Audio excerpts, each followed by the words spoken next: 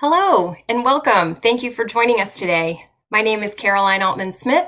I am the Deputy Director of Education for the Kresge Foundation based here in Detroit and have had the privilege of serving as the board chair of GFE for the past year. And I'm also really looking forward to one more year ahead in that role and having the honor of serving alongside a truly terrific set of board members from around the country. This has been a very exciting conference week. We're so glad to have you join us. Hopefully you've had a chance to check out the plenaries that have been happening around lunchtime, East Coast time each day. We're excited for today's, and we'll have one more tomorrow, as well as all the other programming that's going on. I really want to thank Celine and her team and the conference committee and Nicole, the chair, for pivoting quite beautifully to this fancy online platform. Obviously, we were all intending to be together in Midtown Manhattan for the annual conference this year. It's a terrible shame that we haven't been able to do that, but I think it's 2020. Everyone is rolling with the punches and making the best of it. And we certainly at GFE certainly appreciate your flexibility and your interest and engagement, and also your grace as we all navigate this new digital world together. Today's topic for the plenary is the future of higher education. And at the Kresge Foundation, our focus is ensuring that low-income and students of color have the opportunity and the supports that they need to enter in and succeed in post-secondary education, as well as to eliminate all race-based gaps in attainment. And we're going to hear some inspiring stories of colleges working on that very goal today. As we all know, even before COVID, higher education was undergoing several sea changes before this most eventful year. And now COVID has complicated everything and thrown a number of challenges that our sector faces into relief. Certainly back earlier this spring, the overnight transition to remote learning, distributing CARES Act funds, following different campaign proposals about reducing the burden of student loan debt, different college promise program proposals around making community college free, all along combating unhelpful public discourse about the idea that higher education is elitist and not for everyone, even though we all know that a college degree is the best insurance policy that you can have against economic disruption. And colleges during this time have had to think more resourcefully and creatively about how to meet the basic needs of their students who are facing extremely uncertain economic times as well. I always appreciate that GFE keeps students front and center in its programming, as well it should. And as we talk about the future of higher ed today, we certainly need to acknowledge that the students that are pursuing higher education today, as well as likely in the future, live very complex lives. And many institutions are unfortunately still using pedagogical methods and student supports that were built for a different time. Very few students these days follow a traditional path where they graduate from high school, they enroll immediately in college, they take a full load of credits each semester, keep coming back each semester, and then graduate on time. We just don't have those type of linear pathways for the most part. Instead, we have students that transfer, they stop out, they need to take time to work, to make money to feed their families. They swirl among institutions. And in general, colleges have not yet transformed themselves rapidly enough to meet these new realities. However, quite promisingly, over the past years, the field has become more aware of students as whole people and all of the attendant complexities that go along with that. Childcare, food insecurity, affordable housing, public transit, and now, obviously, in our new digital world, adequate broadband access, access to laptops, etc. Colleges can no longer pretend that their job ends at the classroom door or at the edge of campus. And some colleges that have embraced this new way and this new role in creative ways are really transforming the types of relationships they can have both with their students and with their communities. Colleges are finding new ways to reach students, communicate with them, and serve them once they're enrolled, not to mention prepare them for a rapidly evolving workplace. This is ever more imperative as our nation becomes more diverse. As we know, higher education has not historically served low-income and students of color well. It was tough to wrap my arms around this session because there are almost limitless directions that we could take this conversation in. But the good news is we don't have to cover everything today. There are lots more avenues within GFE to continue these types of conversations if you're interested, including the Postsecondary Access and Attainment Impact Group, which I encourage you to check out if you're not already participating. We have some terrific speakers today, visionaries and reformers who will each get 10 minutes to tell you more about their work and help us forecast what's on the horizon. We'll then have some time for response and questions. So let me introduce these great folks to you very briefly. The first is Dr. Felix Matos Rodriguez, who is currently the 8th Chancellor of the City University of New York, which is the largest urban public university system in the US. He's a historian, professor, author, and has served as president of not one, but 2 different CUNY colleges, as well as a cabinet secretary of the Puerto Rico Department of Family Affairs. He became chancellor last year and is the first member of a minority group to lead the university. Next up in the middle, we have Dr. Tim Renick, who is vice president for enrollment management and student success, vice provost, and professor of religious studies at Georgia State. So he clearly is very busy because he appears to have 3 full-time jobs there. Since 2008, he has directed the university's student success efforts, which are truly one of the most inspiring and hopeful stories in all of higher ed. So you'll hear a lot more from him on that. And our third presenter is Abby Falik. She is a well-known educator and activist, the founder and CEO of Global Citizen Year, which works to take the concept of a global bridge year after high school and turn it into a more commonly experienced expectation and opportunity. She's been recognized as an Ashoka Fellow and a Draper Richards Kaplan Entrepreneur and serves on the advisory boards of Teach for All and the Harvard Business School. Among these 3 very impressive people, there are collectively about a dozen Ivy League degrees. I'll spare you the details of that, but they are all very smart, and we are very lucky to have them on board to jump in with this conversation. So we're going to give each of them 10 minutes to dive in to more detail about their work, and then we'll pull back. My fellow board member, Dr. Elizabeth Gonzalez, is going to join us. We'll do Q&A, and we'll wrap up after 90 minutes. So thanks for being here. And Chancellor, if we could please start with you. Well, thank you, Caroline, and thank you for the opportunity to participate in the 2020 GFE conference to discuss something that's very close to all of us, to our heart, to the future of post-secondary education. As the chancellor of CUNY, the City University of New York, I've always tried to advocate for underrepresented groups to promote accessibility and inclusion and excellence in higher ed. And I think how those groups fare to a large degree would determine that future of post-secondary education. A couple of notes of context about CUNY. It's a system of 25 campuses serving 500,000 students and awarding about 50,000 degrees each year. The students that attend our campuses are diverse as the city of New York itself. Our enrollment last year was 30% Hispanic, 25% Black, 23% white, and 21% Asian and Pacific Islander. And they come from households with a median income of about $40,000 a year. Our historic mission since the founding of the Free Academy is to provide a first-rate education to students, regardless of their means and their background. We're very proud that 2 in 3 of our students attend CUNY tuition-free, and 3 out of 4 students graduate debt-free.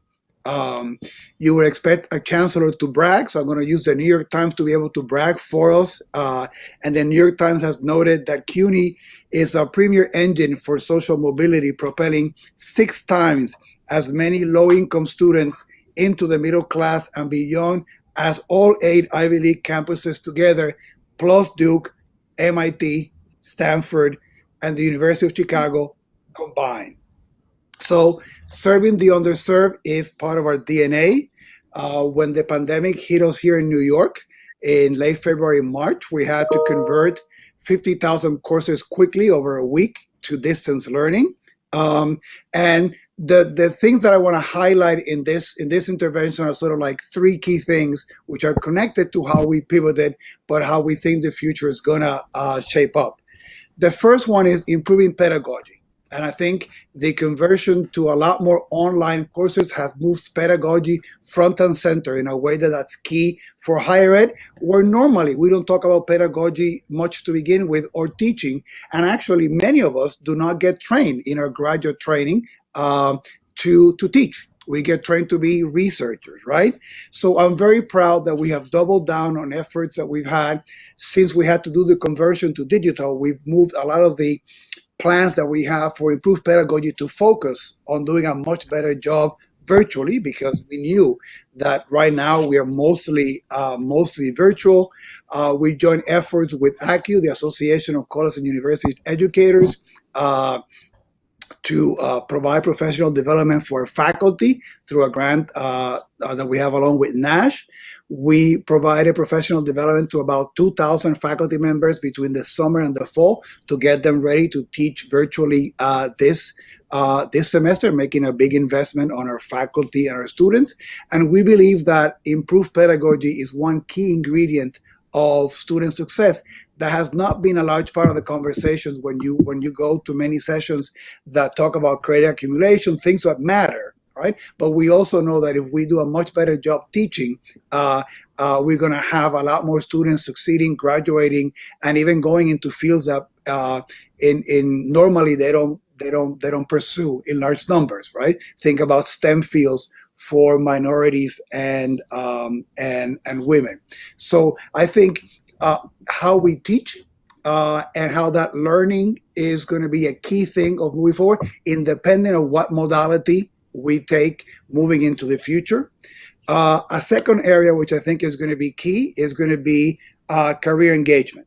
If you talk to most parents, they think about two things about higher ed. How can I pay? And will my son or daughter be able to get a job afterwards? Right? Even if it's a liberal arts-oriented parent, you want your son or daughter to be the best employed poet, songwriter that they can be, right?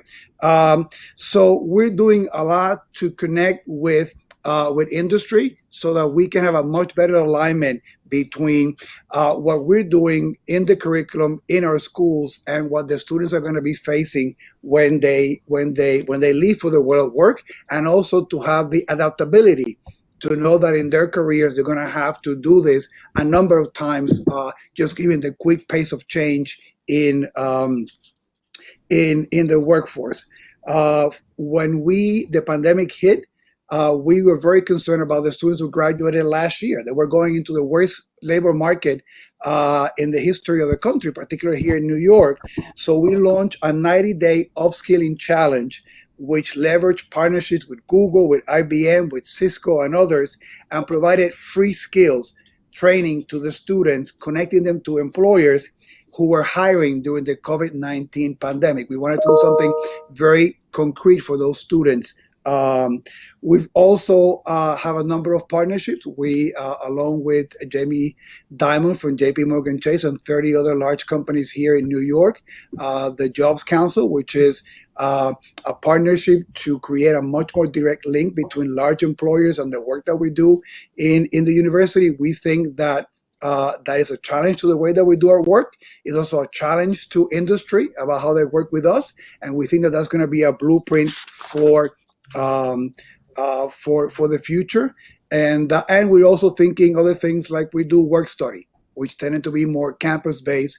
We have an innovative grant to be able to do that more in internships with other partners outside the campus, and for us also investing. For example, we have paid internships in it's called the cultural course, to have our students participate with the cultural institutions, a key sector of the economy in New York, and one that doesn't have a lot of diversity. We think that was a win-win opportunity to get students paid internships. That's going to be a lot more of what we do in higher ed. And the last thing is going to be partnerships. I mean, you mentioned colleges embracing the fact that you have to do more than just what is offered in the classroom for the student. To do that effectively, we're going to need to partner with other organizations that are probably more effective in some of those things that we are, working in issues of housing insecurity, food insecurity for our students is going to inevitably require partnerships. more partnerships, as I said, with industry in terms of the curriculum development and the pipeline to get the students there. And so I think that, those are three areas that I like to emphasize among many others. And some of them are areas that in some ways, as a result of our responding to the pandemic, we have already began to make some groundwork here at CUNY in New York. So again, happy to be part of the conversation and look forward for the Q&A and the exchange. Thank you, Chancellor. Appreciate that. And I will personally forever be indebted to CUNY. My grandfather came from an immigrant family, settled in New York, and used the GI Bill to get a degree at CUNY many decades ago. So thank you for all you do. Tim, let's hand it over to you, please. Yeah, thank you, Caroline. It's a pleasure to be here today. And I'm going to, in my opening comments, talk about what I perceive to be a major challenge for higher education, and then talk a little bit about why I'm optimistic about our ability to respond to this challenge moving forward. I do have some slides that you may get to see. And if you go to the first slide, this is from the New York Times. These data represent the percent of Americans who actually hold the college degree, disaggregated by economic quartile. And what you can see over the last 50 years, there have been significant changes in college attainment entirely in the upper half of the economic spectrum. If you're among the top 25% of Americans by annual household income, you now have an 80% chance of holding a college degree. That was only 40% back in 1970. But if you're among the 25% least wealthy Americans, you can see the prospects are much bleaker. The gap between the wealthiest and least wealthy Americans has only grown over the last generation. If you go to the next slide, the problem is intensified when we understand that the system we've created in post-secondary is actually the inverse of the system we would need to address equity gaps. This is the student to faculty ratios for different types of and sectors of institutions across the US. And what you can see is if you're among the most elite students who inevitably almost come from the most well-resourced financial backgrounds, you end up at a place like Harvard, Yale, and so forth, you have an abundance of resources. If you're a student from a minority group, attend a big public university that is a minority-serving institution, like Georgia State, Florida International, Texas San Antonio, San Jose State, you have much fewer resources available. You come from a weaker economic background, and yet you have much fewer faculty resources and educational resources available. So why am I optimistic that we can address this particular fundamental challenge? If you go to the next slide, I think there are tools that we are beginning to access, not just at high levels at the MITs and Berkeleys, but at places like Georgia State. We had a huge issue 3 or 4 years ago with summer melt. We were losing 19% of our incoming students, mostly low-income students, not to other institutions. These were students who were admitted to Georgia State and ended up not going to college at all because they couldn't navigate all the bureaucracy, the completion of the FAFSA, the verification requests, all the registration and deposit and other issues that go on. Next slide. So what we did is we created a chatbot. We used AI to develop an automatic texting platform. The AI doesn't write the answers to the student questions. We built up a knowledge base of over 4,000 responses to commonly asked questions. The AI uses algorithms when a question comes in to find the right response, or if there's not a right response in the chatbot, to deliver the question to a staff person who writes the response and then adds it to the chatbot. Students can text 24/7 and get immediate answers, not just about simple issues, but next slide, they can also work through complex issues. This is what the chatbot diagram looks like for a student who's trying to complete the FAFSA. And we have students on the chatbot for 20, 30 minutes working through 10, 20 different questions as they try to complete the FAFSA. When we launched this tool back in the summer of 2016, we thought maybe we would get 5,000 to 6,000 answers to our incoming freshmen via this chatbot. If you go to the next slide, in point of fact, what we got were over 180,000 answers in the first 3 months that we had the chatbot live. What we saw in the data was revealing. The use of the chatbot was heavier at 1 a.m. than 9 a.m. Students are asking questions where in the past we weren't available. Now we have this tool answering questions. And we did focus groups with the students on the chatbot, and we got sobering results. We heard from the students that they asked the chatbot questions they wouldn't have asked a human being. If you can't get your biological father to sign the FAFSA because you haven't seen him for 2 years, you're reluctant to go and share your family history with some stranger. So the students told us they liked the chatbot because they knew it was non-judgmental and they could ask their questions without feeling embarrassed. Next slide. Did it make a difference? It made a big difference. In the 3 years since we've had this chatbot available, we've reduced summer melt at Georgia State by 37%. We've delivered the personalized attention without raising the staffing of faculty and staff, which are beyond our means. Next slide. Another big buzzword you're hearing about is adaptive learning. What does that look like in practice at a place like Georgia State? If you go to the next slide, we were having huge problems getting students through introductory math. As recently as a decade ago, 43% of the students who were taking introductory math courses were getting non-passing grades. So we've moved entirely to adaptive learning. Students no longer meet with their instructors in lecture halls. They're meeting with their instructors in labs like the one you're looking at, and they're working on adaptive exercises where every time they put a response in, they're getting a personalized bit of information, not only a response about whether their answer is correct or not, but advice. Maybe try or think about it this way, try another exercise. So every hour that a student is in the classroom, they're getting 100 bits of personalized feedback. If you go to the next slide, does this kind of approach make a difference? It's made a huge difference. Since we've converted our introductory math classes to adaptive, we've improved pass rates by 32%. And we've increased the number of STEM graduates of Georgia State by over 200% over the last decade. Next slide. The third kind of buzzword you'll hear a lot about are predictive analytics, but this is not just something theoretical. It's something places like Georgia State are using on a day-to-day basis. Next slide. One of the problems we had is thousands of students who are dropping out. It's not that they weren't academically qualified, they would just register one semester and not the next. So we developed predictive analytics to begin to try to identify when a student was going off path. We found, for instance, in the slide in front of you, that students who get lower grades, they could be passing grades in the first course in their major, often are at risk for not persisting and graduating. These are the graduation rates, for instance, for political science students in the middle of the screen, based on the first grade they get in political science.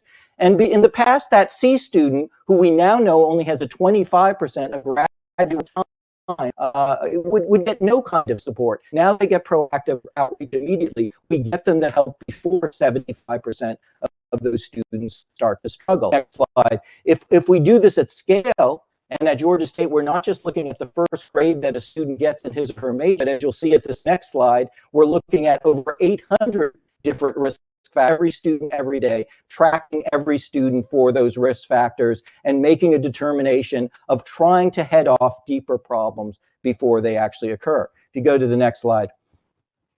What you can see here is just what I was alluding to a moment ago.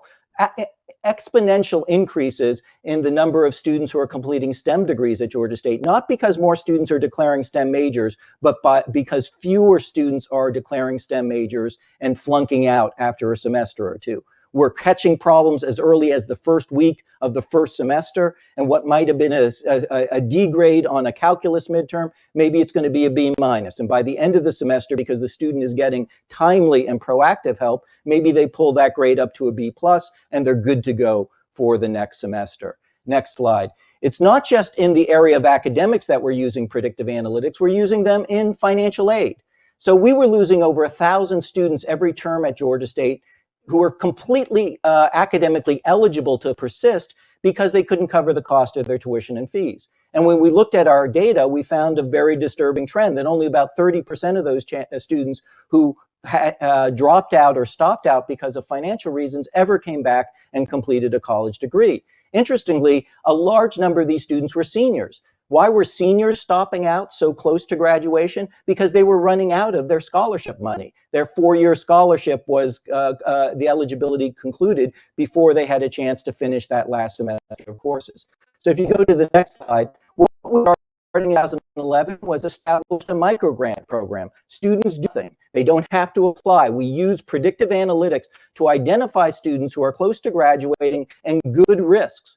And we found that for a relatively small amount of money, an average grant of $900, we can put the money in the student's account automatically, call them up, let them know, don't make other plans this semester because you're good to go for the semester. And we've turned a graduation rate that was about 30% into a graduation rate for students who receive these grants of over 85%. Next slide. And the program has worked so well. If you look at that are now graduating about 1,200 more students every year just because of this one targeted financial aid program. What does this mean? If you go to the next slide, it's a redesigning of higher education, to my view, level field. Be able to deliver to students who attend large universities like Georgia State with 54,000 students, the kind of personalized service that in the past was only available at the Ivy League, at the Dukes, at the Stanfords, and so forth. You go to the next slide. I'll just summarize by giving you a picture here of what has happened at Georgia State. Georgia State over the last 15 years has become incredibly much more of the past. We're now the largest serving institutions in the country, 75% among our 54,000 students. The other thing that's happened, if you go to the next slide, is our students have gotten a lot more or less well-resourced financially. So we've increased access, doubled the number of Pell students we enroll. At Georgia State this fall, we're enrolling over 29,000 Pell-eligible students. These are usually not the recipes nationally for improved graduation rates. But if you go to the next slide, what's happened over the same time period? Over the same period that these demographic shifts have occurred, we basically increased the number of students getting bachelor's degrees by 3,500, an 83% increase. And if you look at the next slide, even though these programs are not targeted by race or ethnicity, the biggest gains have come for the students from underserved backgrounds, up 83% overall. But as you can see, for our Black, our Pell, and Hispanic students, the increases over this time period are well over 100%, and in some cases exceeding 200%. If you go to the next slide. And what this means for graduation rates has been phenomenal. That over the time period I'm describing, even though Georgia State has increased access, our SAT scores for incoming students have gone down by 33 points. We've doubled the number of Pell students. We've doubled the number of low-income students we enroll. Because of these personalized daily supports, we have increased graduation rates, not incrementally, but exponentially, doubling and tripling the rates, especially for underserved students. And we will just have our 6th year, and the pandemic will not interrupt this record. We've had 6 years in a row now at Georgia State where our Black, our Hispanic, and our Pell students have graduated at or above the rate of the student body overall. So think about that for a moment, that at Georgia State, if you're coming in as a freshman, regardless of your income, regardless of your race, or regardless of your ethnicity, you have an equal chance of success. That's why I'm optimistic about the future of higher education. I think we can begin to deliver personalized services to students at scale and for reasonable costs. Thanks very much. Great. Thank you, Tim. Always inspiring to hear the Georgia State story. Abby, let's hand it over to you, please. Terrific. Thank you so much. I am honored to be a part of this and really inspired by the experiences and insight that you've each shared. And I think as the social entrepreneur on this panel, my job is to provoke things a bit. I see my role in the world as being an architect for social change, as someone who can envision a future that's possible and dedicate myself to gathering and pushing resources to move society in new directions that may be a bit more out of the box. And I like to think of this as rather than just tinkering with existing systems, and as we've just heard, these systems have been designed to produce, in many ways, inequity, to reinforce inequities that we actually believe are the opposite of what we hope the purpose of a higher education can be. I'm here to talk a little bit about the pace and mode of learning and how the current paradigm is also constraining outcomes in ways that have the opposite effect of the skills and abilities that are most essential to creating engaged, productive citizens for the future. So I'm going to share a little bit about my own story and how it brought me to the work I do at Global Citizeneer, introduce you to that work, and then share my vision for the future, particularly as we sit toward the end of 2020 and all of the opportunities it's creating. So for me, I finished high school, had checked all the boxes. I'd been a good student, I'd gotten into STEM, and I finished and had this deep sense that something was missing. And I recognize now in hindsight that my identity at the time was as a student, and my sense of purpose had been given to me. It was get into college. And I had hustled along this treadmill and really was risking not learning about myself in the world in ways that I knew would turn me on to understanding why I was pursuing a higher education in the first place. I was missing the why.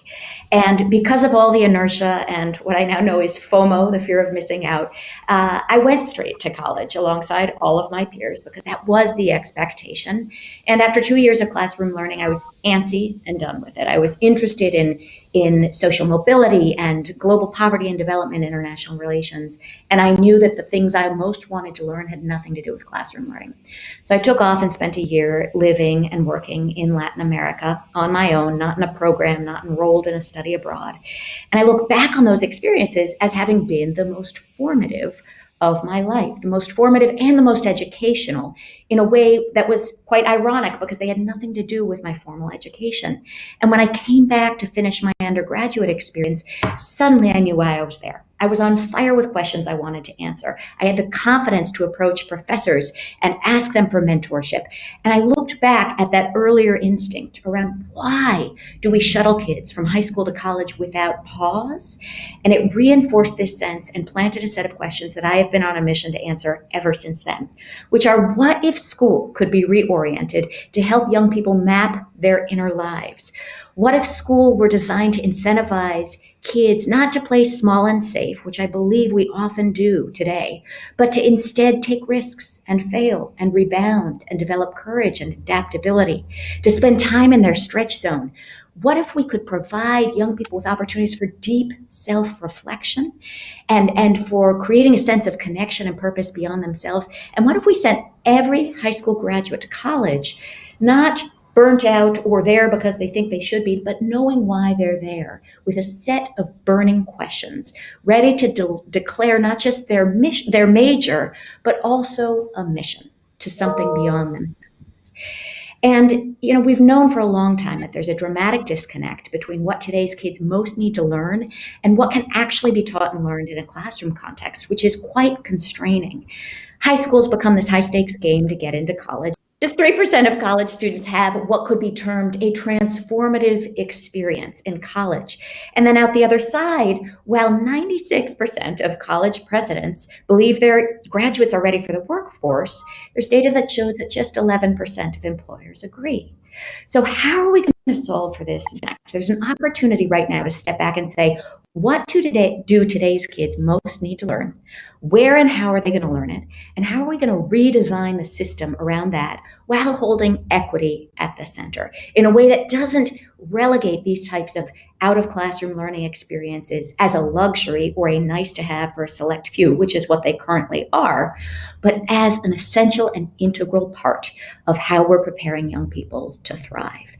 So our work at Global Citizeneer directly addresses these questions that I've been trying to answer. In 2010, we launched with a fellowship, which has become our flagship offering. We're on a mission to forge a new pathway into young adulthood in order to unleash a generation of leaders that have the skills and abilities that our world needs now.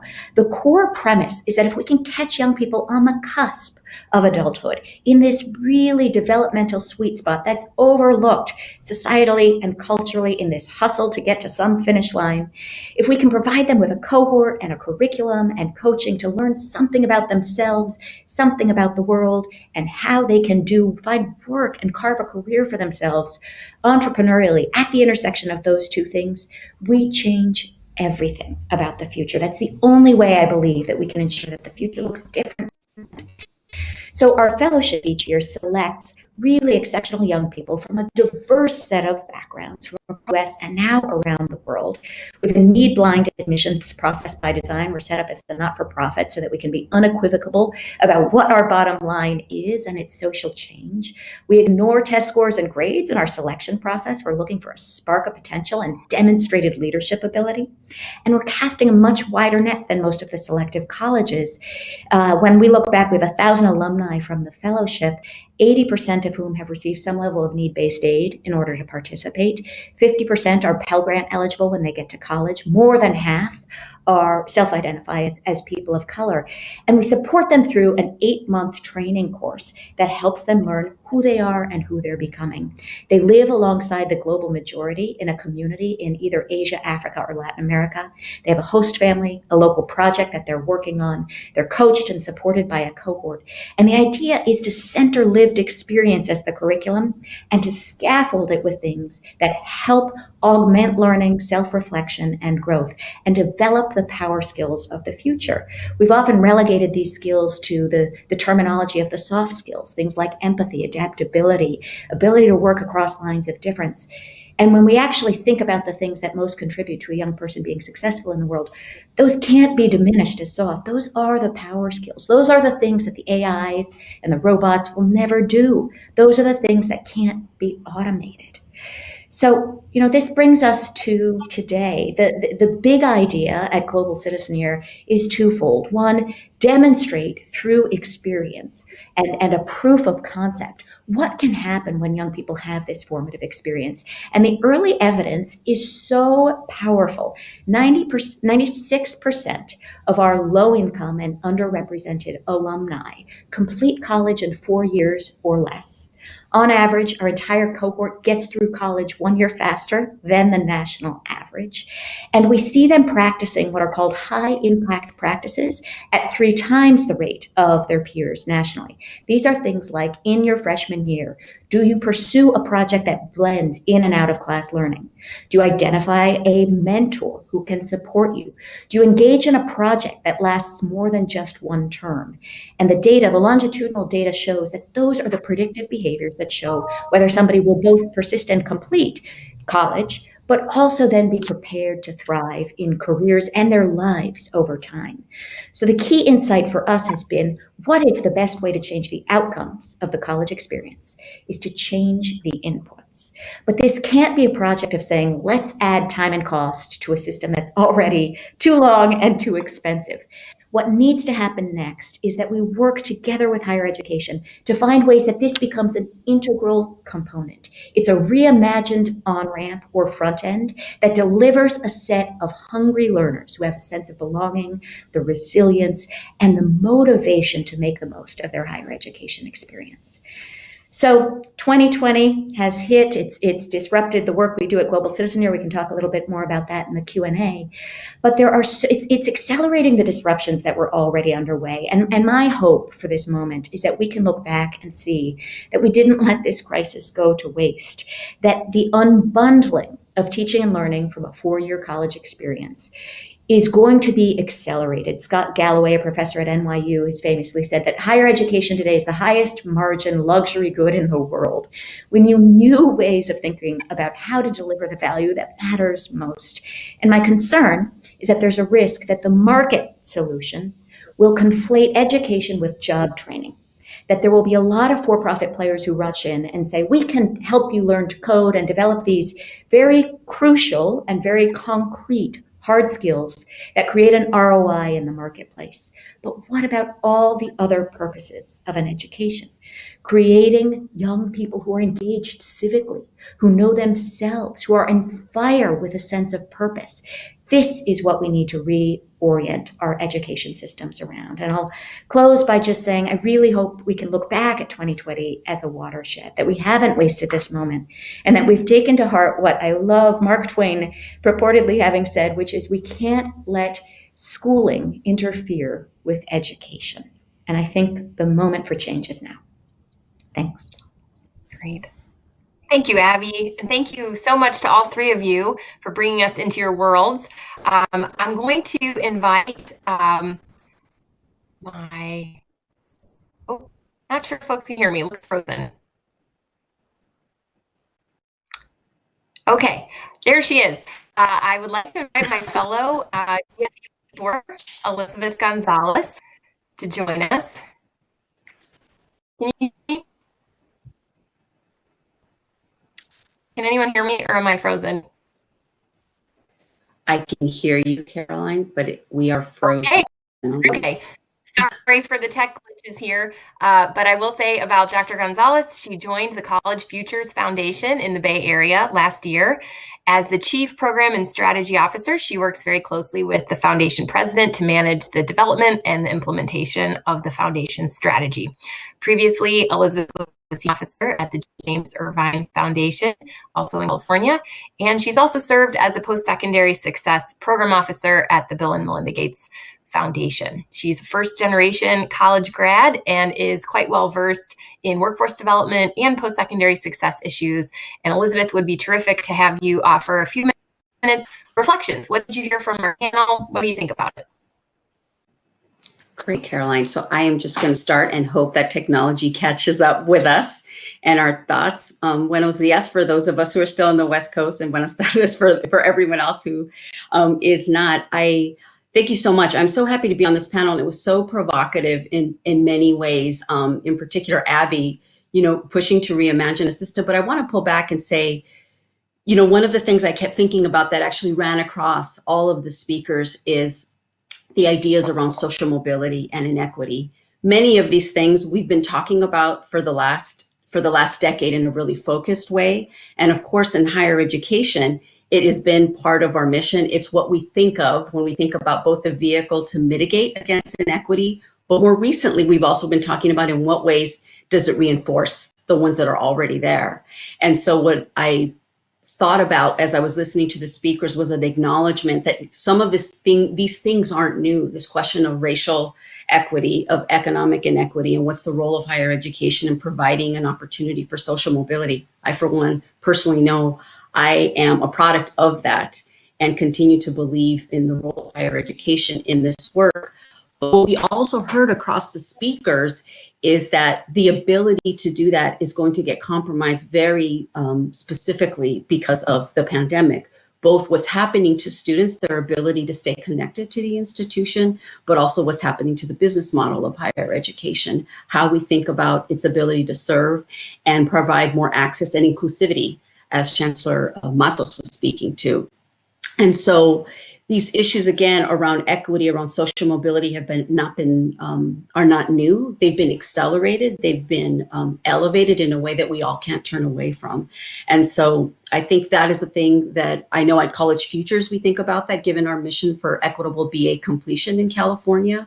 And I know that many of us as partners in this work think about how do we hold on to that promise, recognizing the challenges that lie ahead of us. And again, that have been elevated in this moment. So I want to say kind of at a higher level, that's one of the things that I took away, and it's made me reflect about the ability for us to continue to do that. I would say the other theme that I heard across all of them and from different points of view is around this notion of creativity and transformation, whether it's nonprofit partners who are part of that, whether it's public institutions or even private ones. What do we need to do differently in order to meet that moment to both address the continued promise of mobility, but also to address a fundamentally changed field and marketplace, specifically for our students. And I will say specifically for Black and Latinx students who come from low-income families who have traditionally not been well served. We started to make some progress, and in this moment, it's at risk, that progress. So I think that's demanding, whether it's institutions, again, nonprofits or systems, to think differently. And we heard examples of that. So I've also felt some optimism, to borrow Tim's word, which is there are things that we were doing and we just need to do more of them. We need to utilize technology to actually better serve our students. That is the job of higher education and or partners like Abby at Global Citizen Year. So I think that we heard also that the real importance of creativity, of delivering things differently in service of the student. And then lastly, I would say, one of the things that in that reimagination, I was really provoked by Abby's point about what does learning mean outside of the formal education and outside of the classroom, and what would it look like to reimagine that and actually account for that in the learning experience for students, for learners that would get recognized actually as part of an educational pathway. I would also say that I think about how is that possible in light of the current inequities. While I appreciate that we all believe that's a model that we might reimagine, that everyone has access, and I actually think it's a disruptive one that could provide more equitable outcomes. I am still noodling and stuck on how would you actually do that given the kinds of inaccessibility to those kinds of opportunities. And so I'm not a scarcity mentality or an either or. I think of these as a both and I look forward to our conversation to say how would we partner together to actually build out a system that is really that nimble, maybe even nonlinear, in service of equity. That's great. Thank you, Elizabeth, so much for those reflections. I'll say on my end, hearing, especially from our two institutional leaders, the chancellor and from Tim Renick, just really brought to mind for me that phrase of instead of waiting around for our students to become college ready, that colleges need to take it upon themselves to become student ready.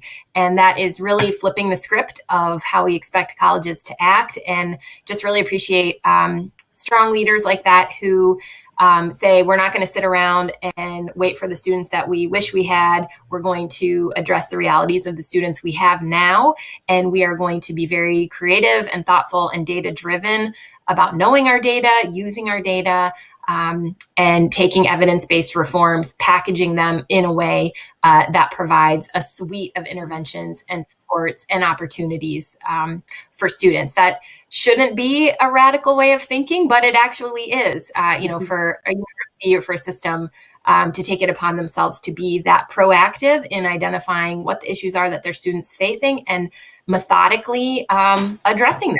And that means deploying staff differently. It may mean hiring a lot more advisors. It may mean, like the chancellor said, developing different kinds of relationships with industry and employers that you've had. And it certainly means reallocating resources differently.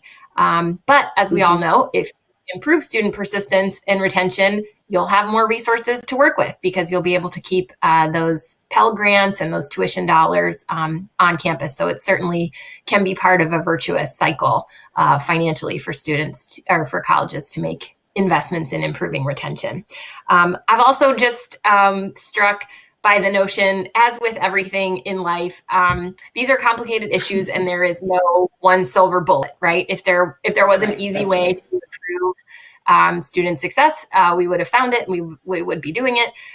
But just hearing about the building blocks of all of the different, again, evidence-based interventions, scaffolding the student experience, and using that data to inform the marching orders for the administrators, for professors, for advisors, for everything about how the college runs and serves students, for financial aid administrators, to me is just, it's somewhat daunting because transformation like that does not happen overnight, and there are so many moving parts to it, but it's also inspiring to remember that it's possible. And I appreciate institutional leaders like the chancellor and Tim who take time to tell the story of what they're doing at their institutions so that others can learn from it. It's not necessarily always rocket science, but it's totally understandable that institutional leaders have to keep their heads down and focused on the day-to-day needs of their campus. And it can be tough to look around and find the headspace and the resources from philanthropy or from other sources to figure out how to reimagine their campuses. So, and I'll say, Abby, too, I did not know too much about Global Citizen Year, but it is so interesting to learn more about that and look forward to diving in to more detail, too, here with the Q&A. So we're going to jump in with our three panelists. We're going to invite them to answer a series of questions. I'm going to kick off on the first. This has obviously, as all of us have said, has been a year like no other. We've got the COVID pandemic, the racial reckoning, the economic recession, this crazy election happening in a couple weeks. There are so many challenges and complexities to address at once. We're hoping that you all can give us a sense as institutional leaders and as a nonprofit leader, how do you prioritize what needs your attention immediately while also staying future focused. And if we could start with the chancellor, we'll just go down the line, ask each of you to answer for about a minute or two each, please. Well, thank you. So a couple of thoughts. Again, first things first. And in our case, health and safety. If your students, faculty, or staff do not feel, safe to come and they're not healthy, the rest of the entire operation would be meaningless, right? So that's the one thing that we focus. We are mostly a commuter campus, so we made the decision to be almost 99% virtual because we thought that was the responsible thing to do. And also, we're a public institution. And if we're talking about reducing density for the entire city, we also had a role to play, not just in keeping our own community safe, but the community that is our home, which is New York City. So that was, foremost in our decision, keeping academic momentum. And there, actually, we were able to do the professional development for our faculty and other staff to be able to do the best kind of online teaching that we can, the best kind of online virtual services that we can, which was part of one of the priorities that I had identified as chancellor at the beginning, which is to double down on pedagogy. Right? So in some sense, we were responding to what we needed to do, but it was able to be part of a continuum of our long-term goals moving forward. Similarly, the investment in career engagement. I was personally wanted to do something for the seniors that were going to be graduating and going to the worst labor market. So we made a number of initiatives that were just, sort of destined. Free skills, free courses, free training, free opportunities, so that to help them pivot to do that. We're learning from all of that to be able to do that at scale as we move forward, right? But it was partly as response to our students that we had the data. 40% of them lost their full-time and part-time jobs as part of the pandemic here in New York. The sectors where students are employed, hospitality, the restaurant-based industry, all those were the ones that have been the hardest hit in New York, right? So we needed to take care of first things first, take care of our students. We raised about $9 million in an emergency fund to supplement what the CARES Act didn't do for the students, for the undocumented and international. Double down on teaching, health and safety first, but also consistent with longer-term tracks. Great. Thank you, Tim. Yeah, so I'll be a bit of an optimist here amidst very difficult circumstances. So like the chancellor described of the CUNY students, the Georgia State students, 85% are working. Most are in service industry, working in hotels and restaurants and so forth, very quick to lose jobs. But to be a little more positive about what we've experienced, I think there's a way in which we have been designing without knowing it for the pandemic. Because what we've been doing for the last 10 years is designing a set of support for what are commonly called non-traditional students. At CUNY and Georgia State, these are our students, but they're working students, they're part-time students, they're transfer students, they're adult learners, they're military learners.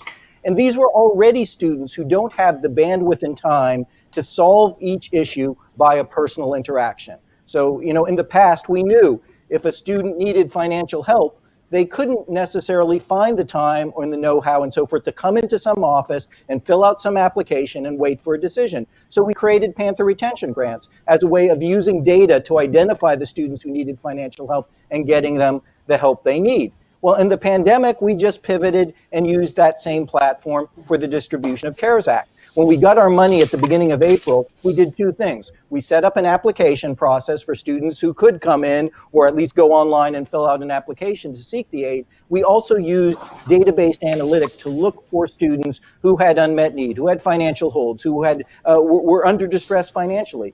Since the beginning of April, we've distributed about 3,000 grants by the traditional process of application. We've distributed over 30,000 grants by directly identifying the problem and putting the money in the student's account without them having to raise a hand or come into an office. The predictive analytics in advising, we set up this system over the last decade to identify students who are underperforming and reach out to them proactively before the problem gets deeper. Well, what we did as we pivoted entirely online is created a series of new alerts. We're tracking every day now whether a student is logging on to their online classes. We're tracking the intensity of the online experience. So is a student actually substantively engaged in their online classes? And we're reaching out to them immediately, literally within 24 hours after we see a problem. An advisor is reaching out to these students. In some cases, the problem we identify is an academic one. In most cases, not. We've had hundreds of students who have been referred to our counseling services because of these phone calls that they get because they didn't log on to a class. We've had hundreds of students who have gotten emergency aid via the conversations with the advisors and so forth. So in a sense, what we had been doing for the last decade without knowing it is designing for a period where our students can't be on campus, they can't be meeting with faculty and staff face to face, and need our help in a kind of systematic and proactive way. And one last comment, that I think the biggest problem that the chancellor and I face is really one of scale. We can do a lot of things to help students, but how do you do things to help 50, 60, 70,000 students and do so systematically? That's the challenge we're dealing with on a day-to-day basis. And that's why for us, technology has been so helpful. Great. Thanks, Tim. Wish you could have shared with the government that we should all be preparing better for a pandemic like you all were with your online system. Abby. Thank you. Well, so the question was about priorities. And I think back to April when, as a leader, the main thing is to keep the main thing the main thing. The main thing at the time was get all of our fellows who were distributed around the world home safely and quickly, which we were able to do through a very complex emergency evacuation. And soon after that, we made the call organizationally that we weren't going to run our global fellowship this fall. And we just felt like the writing was on the wall. It was not going to be responsible or consistent with our values to be sending young people around the world during a global pandemic. And what that early decision meant was that we were able to redirect our talent and resources toward developing a solution for the record number of kids who were unable to go to college this fall as planned.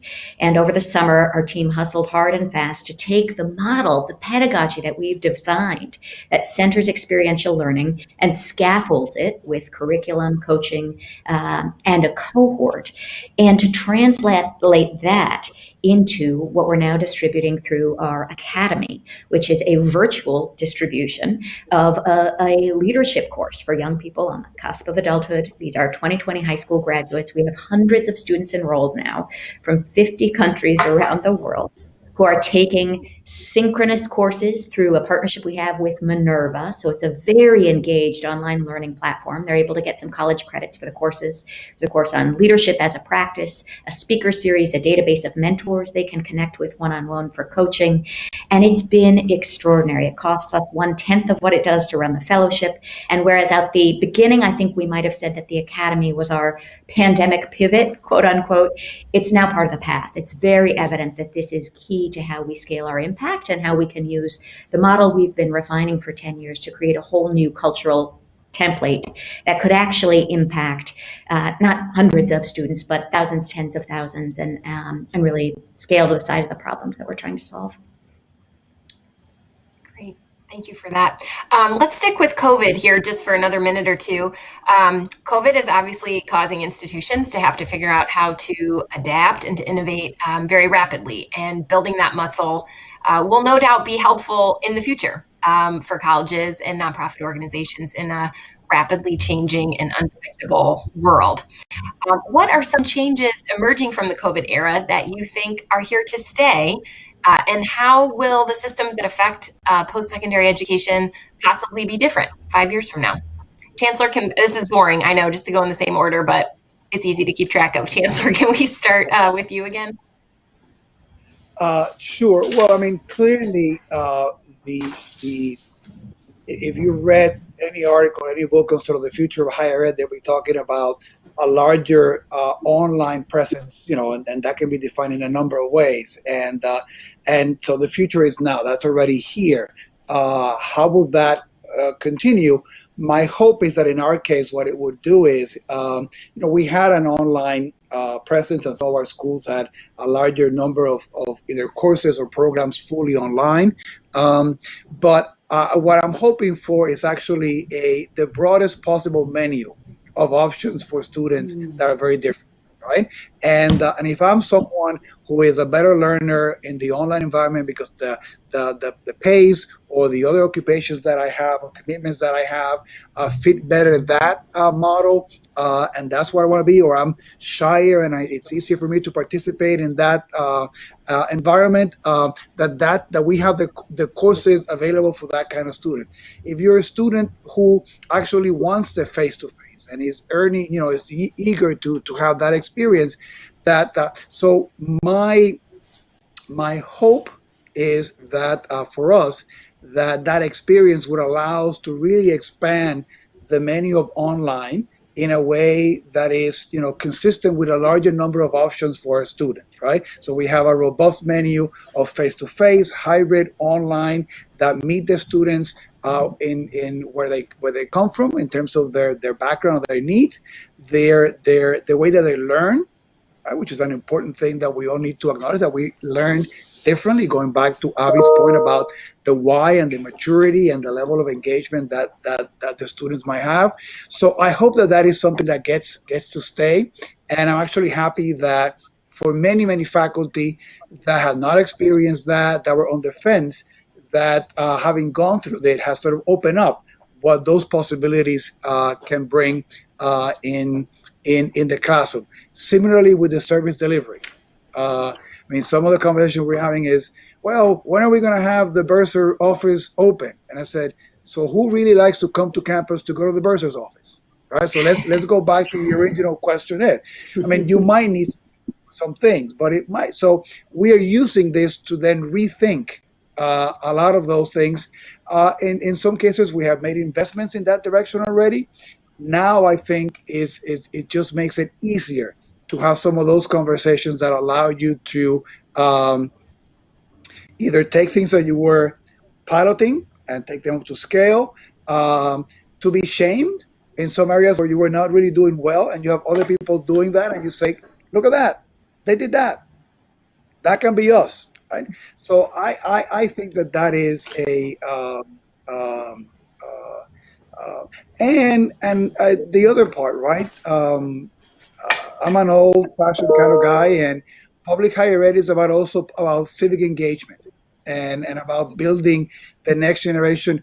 And I also hope that all the hard losses, and for New York, it's been, for the country it's been traumatic, right? But for New York, is for many of us, it's personal. You can identify someone that you lost. You can talk about things that have not occurred. You talk about phenomenal job loss. That we take that and our ethos to rebuild the city equitably, right? That's a charge that then leads us to do a whole bunch of other things differently, more efficiently, and with more ganas, with more desire. Thanks for that, Tim.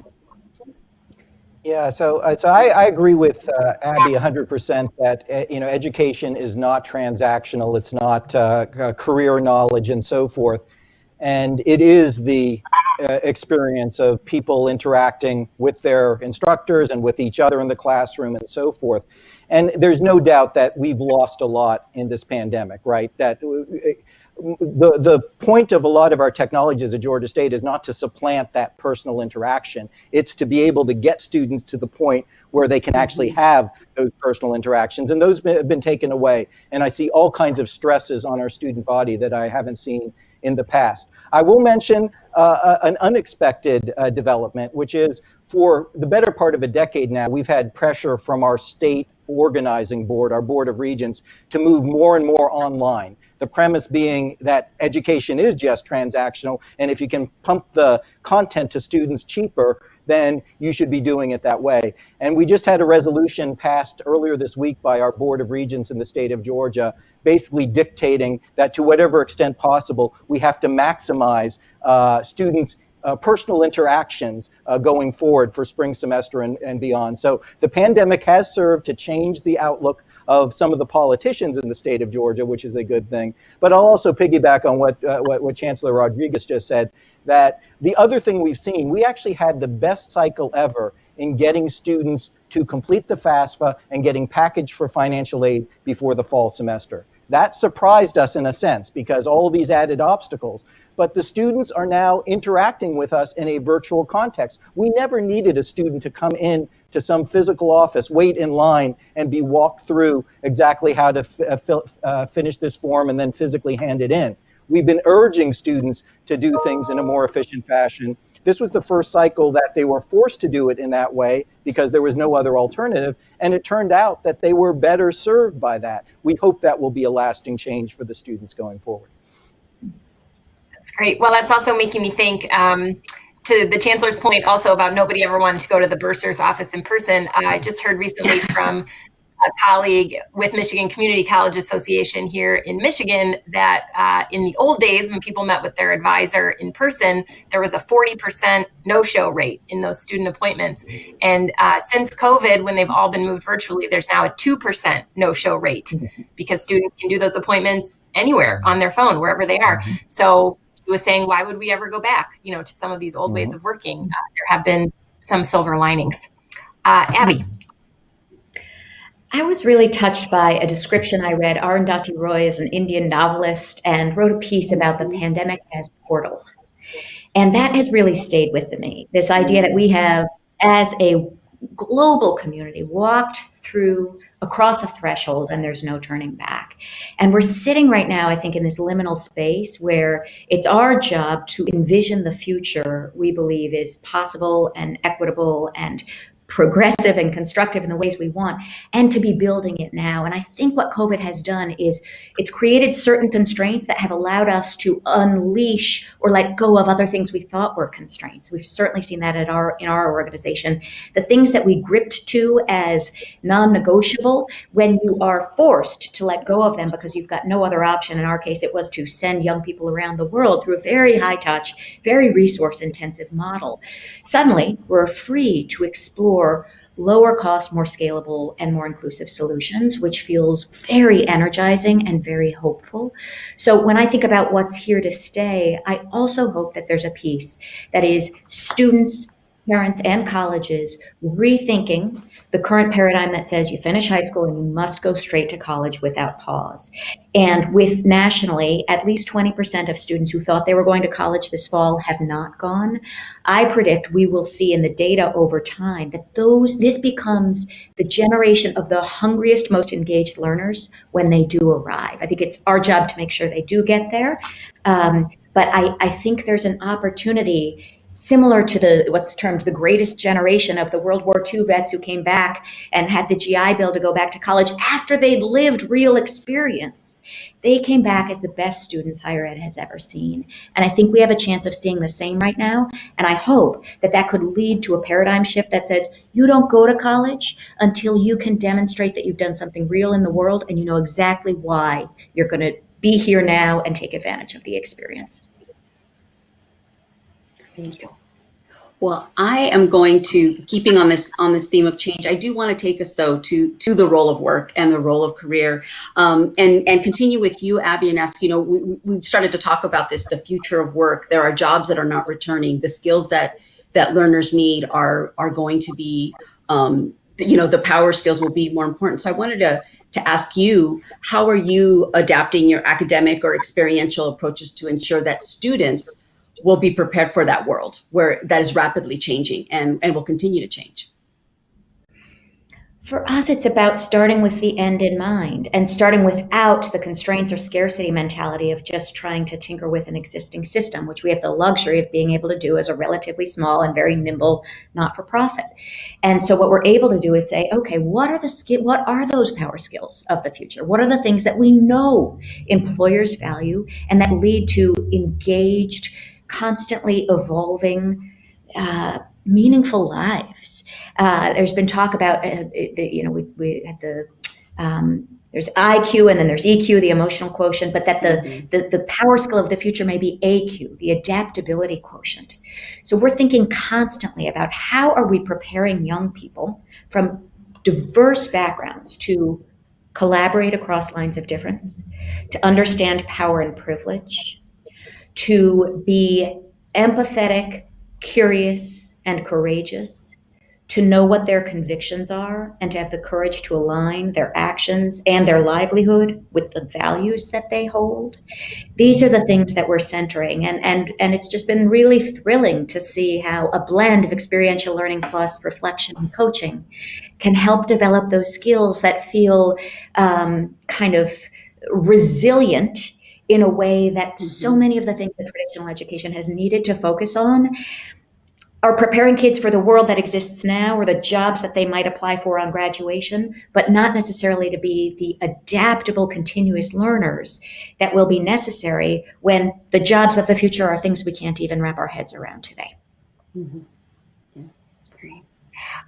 This next question is for the chancellor and for Tim, please. Some funders are hesitant to engage with post-secondary institutions, which can be very large, bureaucratic entities and often have larger endowments than the foundations themselves. Can you just mention very briefly how philanthropy has supported your student success work and what you see as the role of philanthropy in helping institutions to leverage change and make needed reforms? Let's start with you, Tim, please.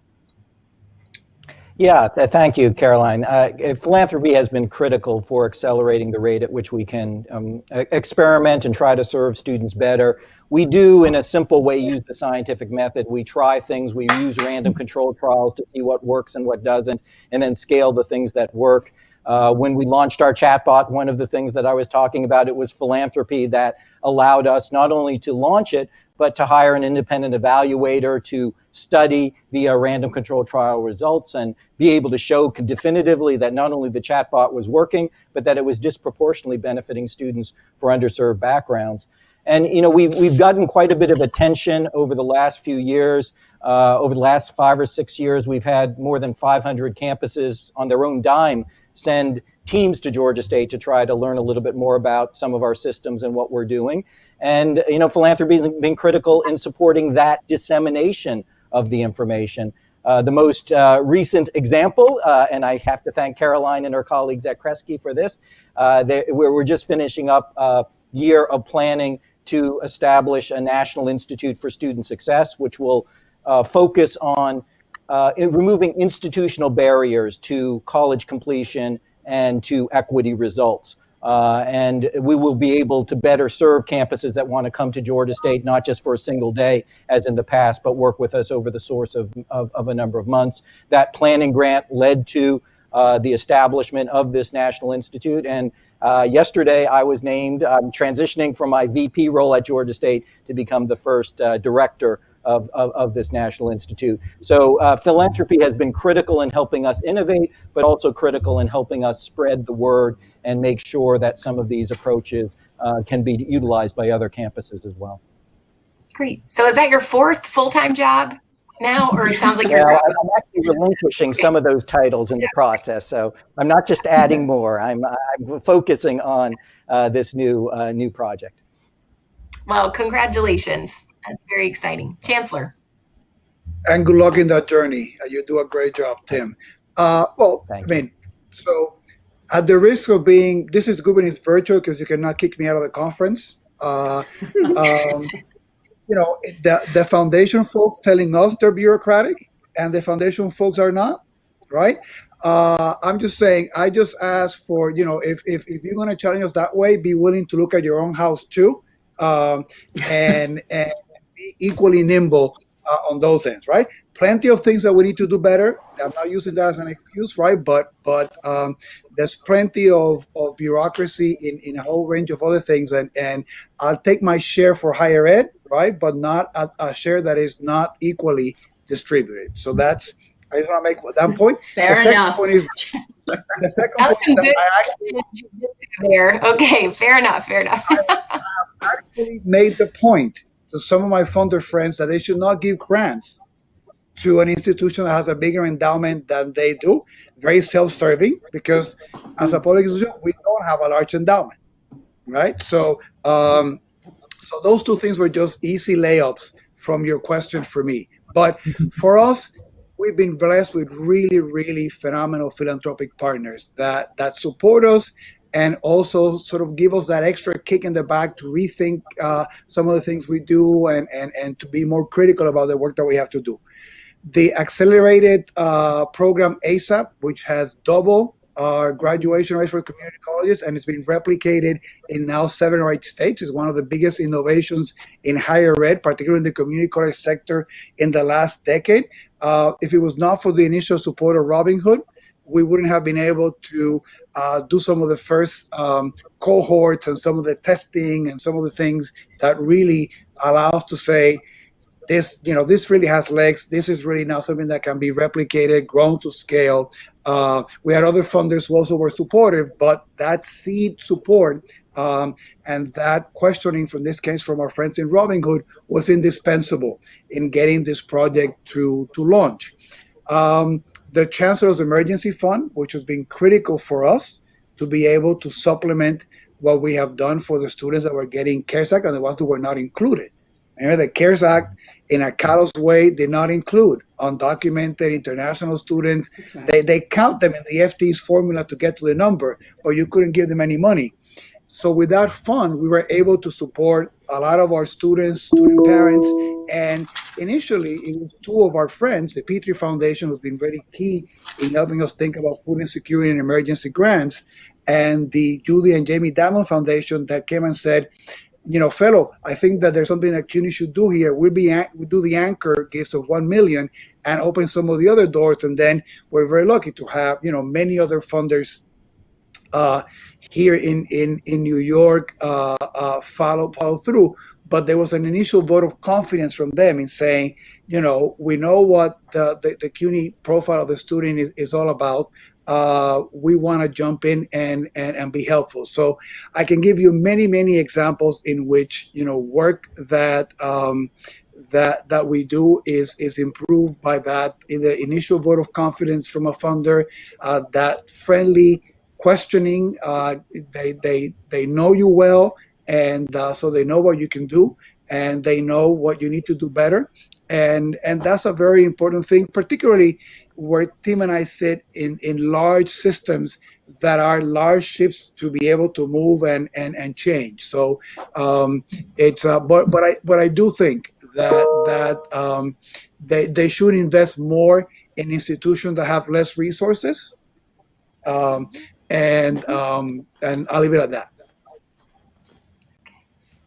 Thank you. Thank you. I'm going to, as we're getting close to time here, I want to pull us back up and ask these bigger questions. And Chancellor Rodriguez, you started to speak around the role of civic engagement. And so I want to ask this of all of you, and we'll go a different direction. We'll go with Abby, Tim, and then the Chancellor.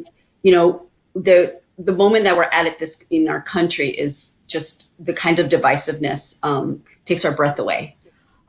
At moments. And so I wanted to ask, what role does higher education, nonprofits that serve students, what role do you have in doing the kind of what I think of as reparative and restorative work for our democracy, for our civic fabric? What is the role of higher education in doing that work? So we'll start with you, Abby. Yeah, thank you. It's a beautiful question. It's so central to the work we do and the way we do it. I think one of the things that's distinctive about our model as a not-for-profit is that we do not exclusively serve low-income and underrepresented students. We are looking far and wide for a broad set of young people who are reflective of society's diversity. And we bring them together into a shared experience so that young people who have felt consistently blocked out of certain opportunities are exposed to higher income peers who were born feeling entitled, that there's a sense of, we have an alum who came back from her global citizen year experience and said, she'd grown up in an immigrant community and felt after this experience that she had learned through being part of this more truly diverse cohort, that when she knocked on a door, it wouldn't necessarily be closed. She had to knock and it might open for her. And I'm just paraphrasing, but it's this sense of expanding everybody's sights by bringing young people together to learn across lines of difference actively, to unpack their own identity, values, privilege, and to understand what it means to lead with an equity lens and to put equity at the heart of whatever kind of impact they commit themselves to having. So I'm just a huge fan and advocate, not just for talking about diversity, but the power of a mixed income model that's bringing young people together across difference where they wouldn't have otherwise interacted, and helping them share a crucible experience that bonds them to each other for life. I think that's at the key of repairing our democracy. Savvy. Yeah, Tim? one of the most distinctive traits of Georgia State is our geography. The office I sit in every morning is about 3 blocks away from Ebenezer Baptist Church, where the Reverend King was head pastor, as was his father before him. We actually have the very uncommon distinction of having our campus bisected by a National Park Service historic district, the Martin Luther King district. But the sad reality is, when the Reverend King was living and doing his Nobel Prize winning civil rights work, Georgia State was whites only. It was a segregated campus. With some of the efforts we've engaged in over the last decade, Georgia State now confers more bachelor's degrees to African American students than any other college or university in the United States. So, that in a nutshell is the power we have in higher education, to take what is an institution that embodies division and exclusion and turn it into a pathway for a better life. And another thing that CUNY and Georgia State, share in common is that we're constantly at the top of these social mobility rankings. That sounds abstract and data oriented, but what that means is a real change in real people's lives. I mean, the Raj Chetty data, probably the best data set with regard to social mobility, is looking at the ability of a campus to take individuals who enter college in the bottom 20% of Americans by annual household income, and then 15 years later help them to be upper income in the upper 50% of Americans by annual household income. CUNY and Georgia State both rank in the top 20 with regard to the ability to kind of enact that kind of transformation. And so that's what it's at risk here. That's why higher education is so important, and that's why I believe it's so transformative. Well, I mean, I'll echo a lot of what Avi and Tim said. First, I think higher ed, and particularly public higher ed, is indispensable for that journey. And I'll say, for example, and I think that service is one of the anchors of being able to walk in that path of restoration and healing and an improvement. One lesson here, and it ties some of the things that we have said here in the panel, so I'm going to use it. After Hurricane Sandy, this is 6-7 years ago, previous Chancellor Matt Goldstein created the CUNY Service Corps, which was a paid internship program. And those who know me, the joke here is that I am the patron saint of paid internships, because I believe that it is really one of the most data-driven key ways to get social mobility when you have particularly students that are first generation college and the students we serve. But Matt had the idea to create in several of our campuses this paid internship program that will be providing service to the nonprofits that were then responding to the individuals that were affected as a result of Hurricane Sandy. That later evolved, and it became a way that CUNY students were involved in a number of key nonprofits in the community that were giving direct service. They were getting real work experience, going back to Avi's why, right? And many of the students finding some of that why in that process, getting badly needed money in their pocket. That's the money for food insecurity and for books and transportation, all those things, connecting to the world of work and building networks, but also giving back. And we have used that model effectively in a number of other sectors. We had the Service Corps. We actually used it to send students 2 summers to Puerto Rico to assist in the reconstruction. I'm from Puerto Rico, so that hit home in a very personal way. We created the Culture Corps, which was the way to respond to the fact that we have very few individuals in the cultural institutions in New York, which is a key anchor to our economy and to our civic life, that were individuals of color. So we have now paid interns, right, that are part of that. Many of them are the first time that they're connecting with cultural institutions, that we're building the sort of cultural citizens of the world and also creating job opportunities and paid internships.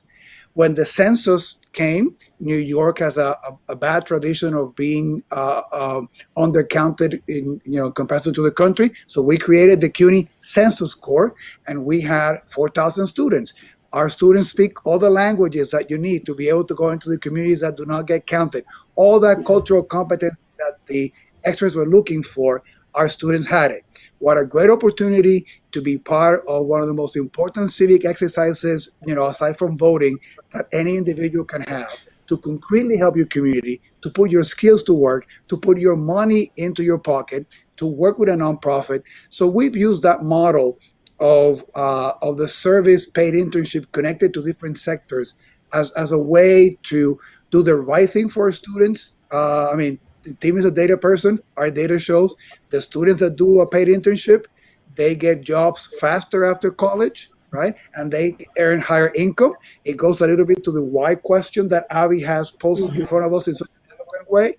But then it's connected to the CUNY DNA of service and social mobility. So in part, I am in this line of work because I do believe that for the country that I want to live, whatever years I have left, and for my children and grandchildren, that higher ed, and particularly public higher ed, is indispensable.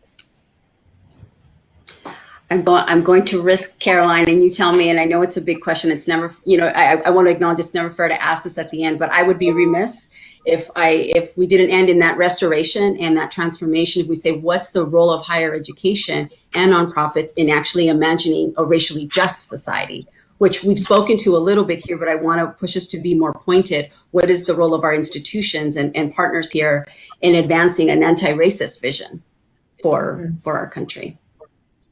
So I'll start again, Abby, Tim, and Chancellor Rodriguez. Sure. I mean, I think we're coming to a shared understanding that if you are not an anti-racist institution, it is a racist institution. And I believe that the change needs to start by helping young people understand what it means to be actively anti-racist. And I'm also aware of one of the things that can sound sort of tone deaf about my approach and my vision here, which is historically, the quote unquote gap year has been exclusive for kids who come from privilege and who tend to be wealthy and white and who have the opportunity and safety net to take a year off. And I think what needs to change is a reimagining of what that term even is. To call it a gap suggests it's the absence of something, whereas in reality, and the data shows that if kids defer enrollment, not just without a plan, because it is clear that the data shows that those kids are less likely to complete. If kids defer with a purpose and a plan, they are far more likely to thrive in their higher education. So thinking about how we can create a new metaphor for what this life stage can be, and to ask ourselves that if this is an aspirational path for us and our kids, it's then a shared responsibility that we are making it a new pathway for all kids. And I believe that racial justice lies at the heart of forging new pathways that are inclusive and that are helping young people become anti-racist. Tim. Thank you, Abby. Yeah, so many of us are part of a generation of educational scholarship that looks at equity and racial gaps in college attainment and traces them back to 8th grade math scores, 3rd grade reading scores. There have even been reliable studies that trace these roots to pre-K programs. And what I think is probably the single most important thing about my experiences in higher education and the lesson of what I've learned at Georgia State is that I was wrong. I thought because those gaps and inequities occur so early on that there was nothing we could do to mitigate them by the time students reach us in post-secondary. And so if there's any single lesson I would want to impart in closing is, that's a lie. It's a lie that those inequities and divisions are written in stone and there's nothing we can do about them. That there are things we can do. The gaps are very real as the students arrive on our campuses, but there are things we can do that are substantive and scalable and affordable and make a transformative difference. And once we know that to be the case, then it's on us, right? It's on us if we don't do those things and we allow these inequities to persist. Thank you. Chancellor. So just three quick things. One is we started at Queens. We have rich, diverse campuses. It's a blessing in CUNY, but sometimes you need to be intentional about using that diversity in the right way. So one of the things we did at Queens when I was president was to begin working on a first-year course in which we'll give you tools to be able to connect with people of other groups. So it wouldn't be on you. So, okay, you're in a diverse campus. What do you do now, right? So let's give you some tools to facilitate difficult conversations and some of those things which we know are real to be able to sort of bring groups together. So that's one. The second one, again, goes back to the role of philanthropy. So proud of our partnership with the Mellon Foundation. They gave us a grant to take a deep look under the hood at all our race, ethnic, Black, Latino, all those studies, which are intellectually important. They're part of the equity conversation too, and to look at the assets that we have in the system and the things that need to be improved and changed based on the field. And that, which can seem as a mostly academic conversation, I think is going to have a deep ripple effect in our entire system. And the last time is modeling by example. I came in first chancellor of color, and working very, very hard to develop an institution that looks at the communities that we serve. And I think that that's a key component in this conversation. And I'm very proud that in the first year, things there had never been an Asian American vice chancellor. There'd never been an Asian American president of a CUNY campuses, as crazy as that might seem in 2020, right? So I'm very proud that if you look at the senior management, I have top people that represent all different groups, gender balance, all those things. So our students can look at the leadership of the university and say, this is a place that values me and receives me, and then we need to model that along the other parts of the university. But I think that it's been important for me to show that in the selections that I make, I don't get to select faculty on the campus, that those values are there, and that it can be done, and that you can tap into phenomenal top quality people that showcase the diversity that you have and build a great, strong institution. Great. Thank you. We are out of time. I know we all feel inspired and more hopeful about the future of higher education, knowing there are such terrific leaders like all of you out there. So we'll say thank you again to Celine, the GFE team, the board, the conference committee, all of you, excellent panelists. I don't know about you all, during this session, I have gotten just in the past hour alone, like 5 different texts asking me if I've submitted my absentee ballot. So don't forget to vote, and look forward to the rest of the conference week. Thank you.